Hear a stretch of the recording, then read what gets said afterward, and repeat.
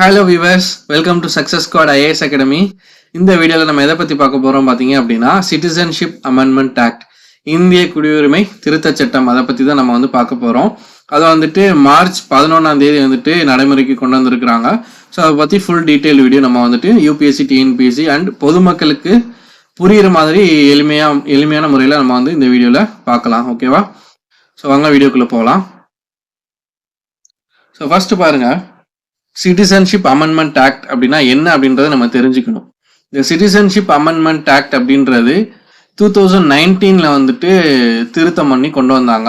எந்த ஆக்டை திருத்தம் பண்ணாங்க பார்த்தீங்க அப்படின்னா, இந்த 1955 உள்ள இந்திய குடியுரிமை சட்டம் 1955 வந்து கொண்டு வந்தாங்க. ஸோ அதை வந்து திருத்தம் பண்ணி கொண்டு வந்ததான் வந்துட்டு 2019 ஆக்ட். ஓகேவா?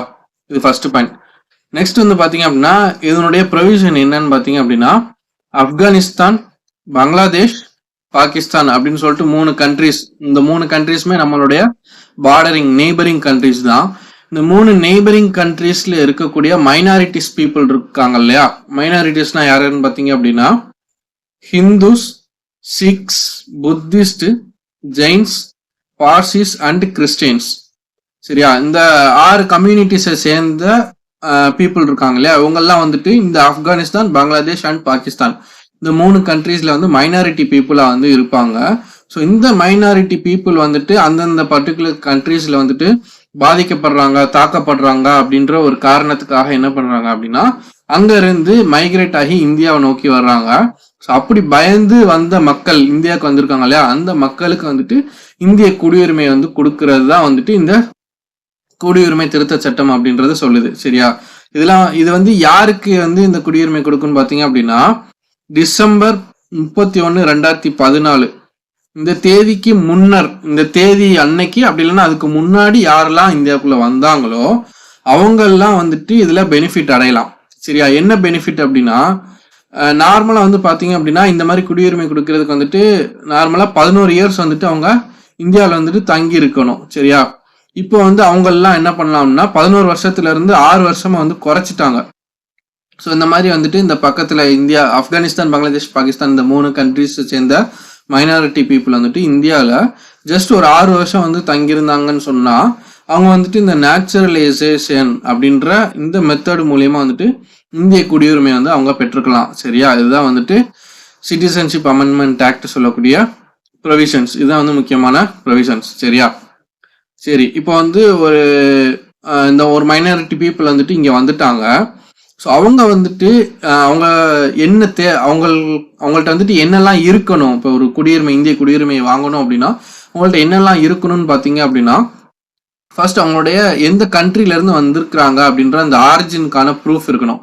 நான் வந்து ஆப்கானிஸ்தான்ல இருந்து தான் வந்திருக்கிறேன், நான் பாகிஸ்தான்ல இருந்து தான் வந்திருக்கிறேன், இல்லை நான் பங்களாதேஷ்ல இருந்து வந்திருக்கிறேன் அப்படின்ற அந்த ப்ரூஃப் இருக்கணும், எங்கேருந்து வந்திருக்கிறேன் அப்படின்றது. சரியா? நெக்ஸ்ட் வந்துட்டு அவங்க எந்த ரிலீஜனை சேர்ந்தவங்க. இப்போ இந்த 6 கம்யூனிட்டிஸ் சொன்னோம் இல்லையா? ஹிந்துஸ், கிறிஸ்டின்ஸ், சிக்ஸ், புத்திஸ்ட், ஜெயின்ஸ், பார்சிஸ்ன்னு சொல்லிட்டு 6 கம்யூனிட்டிஸ் சொன்னோம் இல்லையா? ஸோ அந்த 6 கம்யூனிட்டிஸை சேர்ந்தவங்களா அப்படின்ற அந்த ப்ரூஃப் இருக்கணும், ரிலீஜனுக்கான ப்ரூஃப் இருக்கணும். நெக்ஸ்ட் எந்த டேட்ல வந்து என்ட்ரு ஆனீங்க இந்தியாவுக்கு? அந்த 31 டிசம்பர் 2024 சொன்னோம் இல்லையா? ஸோ இந்த 2014, ஸோ டிசம்பர் 31, 2014 அல்லது அதுக்கு முன்னாடி வந்துட்டு வந்திருக்கணும். ஸோ அப்போ எந்த டேட்டை நீங்கள் என்ட்ரு ஆனீங்க அப்படின்றதுக்கான ப்ரூஃப் இருக்கணும். நெக்ஸ்ட் அவங்களுக்கு வந்துட்டு ஏதாவது ஒரு இந்தியன் லாங்குவேஜ் வந்து தெரிஞ்சிருக்கணும். இந்தியன் லாங்குவேஜ் தெரியாமல் அவங்க வந்துட்டு இங்கே வாழ்க்கையை வந்து ஓட்ட முடியாது இல்லையா? ஸோ அவங்களுக்கு ஏதாவது ஒரு இந்தியன் லாங்குவேஜ் பற்றின ஒரு சில நாலேஜ் வந்து இருக்கணும். ஸோ அப்போ தான் வந்து அவங்களால சிட்டிசன்ஷிப் வந்துட்டு அப்ளை பண்ண முடியும். சரியா?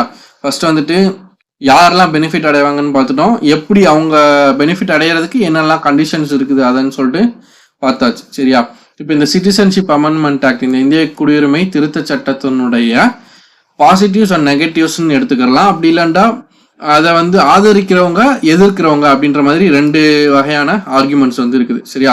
ஃபர்ஸ்ட் வந்துட்டு arguments in favour of citizenship amendment act. இதை வந்து யாரெல்லாம் ஆதரிக்கிறாங்க, எதை ரீசனா சொல்லி ஆதரிக்கிறாங்க அப்படின்றத பார்ப்போம். ஸோ ஆதரிக்கிறதுன்னு வரும்போது ஆப்வியஸா வந்துட்டு கவர்மெண்ட் சைடு சொல்லக்கூடிய அந்த ஒரு அவங்களுடைய தரப்பையும் வந்துட்டு நம்ம இதில் வந்து பார்க்க போகிறோம். சரியா?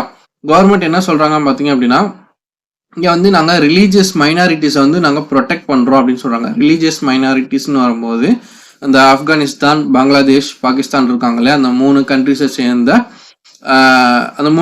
சேர்ந்த ரிலீஜியஸ் மைனாரிட்டிஸ், அந்த நான் சொன்னேன்ல 6 கம்யூனிட்டிஸ் முன்னாடி சொன்னோம்ல. ஸோ இந்த 6 கம்யூனிட்டிஸை சேர்ந்த மக்கள் வந்துட்டு நாங்கள் ப்ரொடெக்ட் பண்ணுறோம். ஏன்னா அந்த கண்ட்ரியில் வந்துட்டு அந்த மக்கள் வந்துட்டு பாதிக்கப்படுறாங்க, தாக்கப்படுறாங்க, ஒதுக்கப்படுறாங்க. ஸோ அவங்களுக்கு வந்துட்டு நாங்கள் குடியுரிமை கொடுக்கறது மூலிமா அவங்கள வந்து நாங்கள் பாதுகாக்கிறோம் அப்படின்னு சொல்கிறாங்க. இது ஃபர்ஸ்ட் பாயிண்ட். ரெண்டாவது வந்துட்டு இல்லீகல் மைக்ரண்ட்ஸை வந்துட்டு ப்ரிவென்ட் பண்ணுறாங்க. இப்போ இல்லீகலாக வந்துட்டு இப்போ இந்தியா இருக்குது அப்படின்னா இங்கே வந்து பங்களாதேஷ் இருக்கும். ஸோ பங்களாதேஷ்லேருந்து இந்தியாவுக்குள்ளே வந்துட்டு ஊடுருவி வருவாங்க. ஸோ இல்லீகலாக வந்துட்டு வருவாங்க இல்லையா? ஸோ இந்த மாதிரி இல்லீகலாக வர்றதை வந்துட்டு தடுக்கிறாங்க. ஸோ அதை தடுக்கிறதுக்காக இந்த சிட்டிசன்ஷிப் ஆக்ட் வந்துட்டு கொண்டு வந்திருக்கிறாங்க. நெக்ஸ்ட் அதே மாதிரி இந்த ஊடுருவல், அந்த டெரரிஸ்ட் குரூப் வந்துட்டு இந்த மாதிரி ஊடுருவி வருவாங்க. இப்போ பாகிஸ்தானில் இருக்கட்டும், பங்களாதேஷில் இருக்கட்டும், இந்த மாதிரி டெரரிஸ்ட் குரூப்ஸ் வந்துட்டு ஊடுருவி வர்றதை வந்துட்டு தடுக்கலாம். ஸோ அதுலேருந்து அதை வந்து நம்ம ப்ரிவென்ட் பண்ணலாம் அப்படின்ற மாதிரியான காரணங்களை வந்துட்டு கவர்மெண்ட் சைட்லேருந்து சொல்கிறாங்க. ஸோ இதுதான் வந்துட்டு சிட்டிசன்ஷிப் அமெண்ட்மெண்ட் ஆக்டை வந்துட்டு ஆதரிக்கிற தரப்பு வந்துட்டு சொல்லக்கூடிய விவாதங்கள். சரியா? நெக்ஸ்ட் வந்துட்டு இதை எதிர்க்கிறவங்க என்னென்னலாம் சொல்கிறாங்க, என்னெல்லாம் ட்ராபேக்ஸ் இருக்குது அப்படின்னு பார்த்தீங்க அப்படின்னா, சரிப்பா நீங்கள் கொண்டு வர்றீங்க அதெல்லாம் ஓகே, 2019 அந்த சட்டம் கொண்டு வந்தீங்க சரியா? 2019 அது வந்து சட்டமாக மாறிச்சு. அதை வந்து ஏன் 4 வருஷம் கழிச்சு நீங்கள் வந்து அதுக்கு ஒரு ரூல்ஸ் கொண்டு வந்து அதை நடைமுறைப்படுத்துறீங்க, 2024 ஏன் கொண்டு வர்றீங்க? ஸோ அப்படின்ற மாதிரி கேட்குறாங்க. 2019 டிசம்பரில் கொண்டு வந்தாங்க. 4 வருஷம் கேப் கழிச்சு ஏன் இப்போ கொண்டு வர்றீங்க? இப்போ வந்து எலெக்ஷன் வருது இல்லையா? ஸோ எலெக்ஷன் வர்றதுனால நீங்கள் நார்த் இந்தியா சைடில் உள்ள ஓட்டை ஃபுல்லாக வந்துட்டு நீங்கள் அந்த ஓட் பேங்க் வந்துட்டு நீங்கள் கனெக்ட் பண்ணி கொண்டு வர்றீங்களா அப்படின்ற மாதிரியான கொஸ்டின்ஸ் வந்துட்டு வைக்கிறாங்க. சரியா? எலெக்ஷன் வர்றதுனால நீங்கள் கொண்டு வர்றீங்க அப்படின்னு சொல்லிட்டு கிரிட்டிசைஸ் பண்ணுறாங்க. சரியா? இப்போ நெக்ஸ்ட் வந்து பார்த்தீங்க அப்படின்னா, இப்போ ரீசெண்டாக வந்துட்டு எலக்டோரல் பாண்ட்ஸ் சம்மந்தமாக இஷ்யூஸ் வந்து போயிட்டு இருக்குது. ஸோ அந்த இஷ்யூல இருந்துட்டு நீங்கள் தப்பிக்கிறதுக்காக வேற ஒரு இஷ்யூ வந்து கொண்டு வர்றீங்க. மீடியாவுக்கு வந்துட்டு மீடியாவோட அட்டென்ஷன் வந்து திருப்புறீங்க, மக்களோட அட்டென்ஷனை வந்துட்டு அந்த எலக்டோரல் பாண்ட் இஷ்யூல வந்து திருப்புறீங்க அப்படின்னு சொல்லிட்டு இன்னொரு கிரிட்டிசிசம் வந்து இருக்குது. ஸோ மூணாவது பார்த்தீங்க அப்படின்னா, இப்போ இந்த சிஏஏ வந்துருச்சு அப்படின்னு சொன்னால் அதை கூடவே வந்துட்டு இந்த என்பிஆர்னு சொல்லக்கூடிய நேஷனல் பாப்புலேஷன் ரெஜிஸ்டர்னு சொல்லுவோம். என்பிஆர் அதே மாதிரி national register of citizens. So இந்த என்பிஆர் என்ஆர்சி அது வந்து நடைமுறைக்கு வந்துருச்சுன்னு சொன்னால் ஒவ்வொரு இந்திய குடிமகனுமே என்ன பண்ணணும் அப்படின்னா தன்னுடைய குடியுரிமையை நிரூபிக்கணும்.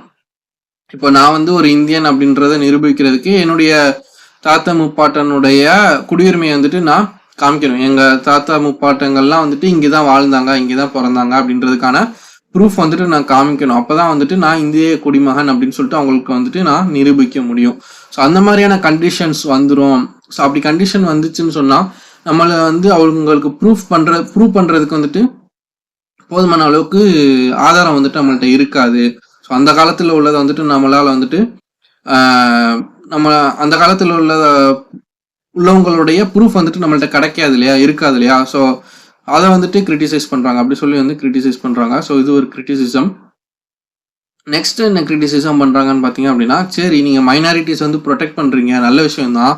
பட் அப்போ வந்துட்டு நீங்கள் ஸ்ரீலங்காவில் வந்து அங்கே புறக்கணிக்கப்படுற தமிழ் ஈழ மக்களை வந்துட்டு நீங்கள் வந்துட்டு இதில் இன்க்ளூட் பண்ணலை. ஸோ அவங்களும் மைனாரிட்டிஸ் தானே, அவங்களையும் இன்க்ளூட் பண்ணியிருக்கலாமே. அதேமாதிரி மியான்மரில் வந்துட்டு ரோஹிங்கியாஸ் இருக்கிறாங்க. ஸோ அவங்களையும் வந்து இன்க்ளூட் பண்ணியிருக்கலாம், அவங்களும் நெய்பரிங் கண்ட்ரிஸ் தான். அதே மாதிரி சைனா இருக்குது, சைனாவும் நெய்பரிங் கண்ட்ரி தான். அங்கே வந்து உய்கூர் முஸ்லீம்ஸ்னு சொல்லிட்டு ஒரு கம்யூனிட்டிஸ் இருக்கிறாங்க. ஸோ அவங்களையும் வந்துட்டு ப்ரொடெக்ட் பண்ணலாம். இந்த மாதிரி வந்துட்டு அந்தந்த கண்ட்ரியினுடைய மைனாரிட்டிஸ் தானே இவங்களும். இப்போ ஆப்கானிஸ்தான், பாகிஸ்தான், பங்களாதேஷ் மூணுமே வந்து இஸ்லாமிக் கண்ட்ரிஸ் அப்படின்ற போது அதில் உள்ள முஸ்லீம் கண்ட்ரி, அதில் உள்ள மைனாரிட்டி பீப்புளை வந்துட்டு நீங்கள் ப்ரொடெக்ட் பண்ணுறீங்க. அதே மாதிரி மற்ற நெய்பரிங் கண்ட்ரீஸில் உள்ள மைனாரிட்டி பீப்புள்ஸை நீங்கள் ப்ரொடெக்ட் பண்ணலாம்ல. ஸோ அவங்களையும் புறக்கணிக்கிறீங்க அப்படின்ற மாதிரியான ஒரு கிரிட்டிசிசம் வைக்கிறாங்க. நெக்ஸ்ட் வந்துட்டு இது வந்து மேஜரான கிரிட்டிசிசம் பார்த்தீங்க அப்படின்னா செக்யூலரிசம், மதச்சார்பின்மை அப்படின்ற ஒரு அந்த ப்ரியாம்பிள் நம்ம கான்ஸ்டியூஷனுடைய ஒரு முக்கியமான தன்மை வந்துட்டு செக்யூலரிசம்னு சொல்லுவோம். அந்த செக்யூலரிசமே வந்துட்டு பாதிக்கப்படும் இந்த ஒரு சிட்டிசன்ஷிப் அமெண்ட்மெண்ட் கொண்டு வந்தோம்னு சொன்னால். ஸோ அதில் வந்துட்டு சில கம்யூனிட்டிஸ் வந்துட்டு புறக்கணிக்கப்படுறாங்க அப்படின்ற போது அந்த மதச்சார்பின்மை, அந்த செக்யூலரிசம் அப்படின்ற ஒரு தன்மை வந்துட்டு அஃபெக்ட் ஆகும். ஸோ அதை வந்து பேசிக் ஸ்ட்ரக்சர் டாக்டரின்னு சொல்லுவோம்.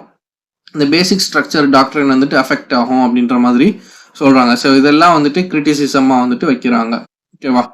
ஸோ நெக்ஸ்ட் வந்து பார்த்தீங்க அப்படின்னா வே ஃபார்வர்டுன்னு சொல்லலாம். அப்படி இல்லைன்னா இது எக்ஸாம் பெர்ஸ்பெக்டிவ்ல எக்ஸாம் படிக்கிறவங்களுக்கு யூஸ்ஃபுல்லாக இருக்கும். வே ஃபார்வர்ட் அப்படி இல்லைன்னா நம்மளுடைய சஜஷன்ஸ் சொல்லும் போது நம்ம ஆன்சர் எழுத போகும்போது மெயின்ஸ் ஆன்சர் எழுத போகும்போது கடைசியாக வே ஃபார்வர்டோ இல்லை சஜஷன்ஸோ நம்ம ஒரு பாயிண்ட்ஸ் வந்து நம்ம கொடுக்குற மாதிரி இருக்கும். ஸோ அதுக்கு வந்துட்டு நீங்கள் யூஸ் பண்ணிக்கலாம். ஸோ என்னென்னு பார்த்தீங்க அப்படின்னா இப்போ எல்லா ஸ்டேக் ஹோல்டர்ஸ்னுடைய ஒப்பீனியன்ஸுமே வந்துட்டு நம்ம கன்சிடர் பண்ணிக்கணும். இப்போ வந்துட்டு சிக்ஸ் பாசிஸ் இந்த மாதிரியான கம்யூனிட்டிஸ்லாம் இருக்காங்க இல்லையா, அதே மாதிரி ஆப்கானிஸ்தான், பாகிஸ்தான், பங்களாதேஷ் இந்த மாதிரியான கண்ட்ரீஸ்லாம் இருக்கிறாங்க. ஸோ இந்த மாதிரி எல்லா கம்யூனிட்டிஸ்னுடைய கருத்துக்களையும் நம்ம வந்து எடுத்துக்கணும். இப்போ இந்தியாவில் அந்த கம்யூனிட்டிஸ்னுடைய தலைவர்கள் இருக்கலாம். ஸோ அவங்கள பாதுகாக்கிறதுக்கு ஏதாவது ஆர்கனைசேஷன் இருக்கும். இந்த மாதிரி அவங்களோட ஆர்கனைசேஷனோட ஒப்பீனியன்ஸும் கேட்டு எல்லாரோட ஒப்பீனியன்ஸையும் வந்து கணக்கில் எடுத்துக்கிட்டு தான் நம்ம வந்துட்டு ஒரு சட்டமோ ஏதோ ஒரு ஸ்கீமோ நம்ம வந்து கொண்டு வரணும். ஸோ இது வந்து ஃபர்ஸ்ட் பாயிண்ட். ரெண்டாவது வந்துட்டு நான் முன்னாடி சொன்ன மாதிரி இந்த நெய்பரிங் கண்ட்ரீஸினுடைய மைனாரிட்டி பீப்புளையும் வந்து நம்ம இன்க்ளூட் பண்ணுறது நல்லது அப்படின்ற மாதிரி ஒரு சஜஷன் சொல்லலாம். சரியா? நெக்ஸ்ட் வந்துட்டு எந்த ஒரு சட்டமும் எந்த ஒரு திட்டமும் கொண்டு வந்தாலும், சட்டம் அப்படின்றது லாஸ், ஆக்ட்ஸு, எந்த ஒரு திட்டம் ஸ்கீம்ஸ் கொண்டு வந்தாலும் சரி, நம்ம கான்ஸ்டியூஷன் அந்த பேசிக் ஸ்ட்ரக்சர் டாக்டரின் வந்துட்டு அஃபெக்ட் பண்ணாமல் கொண்டு வரணும். அதே மாதிரி ஒரு மனிதனுடைய அடிப்படை உரிமையை வந்துட்டு பறிக்காம, அடிப்படை உரிமையை வந்துட்டு அஃபெக்ட் ஆகாமல் நம்ம வந்து கொண்டு வரணும். ஸோ இதான் வந்துட்டு மேஜராக வந்துட்டு நம்ம பார்க்கக்கூடிய விஷயங்கள். இதான் வந்து மேஜராக நம்ம சஜஷன்ஸ்னு சொல்லலாம். சரியா?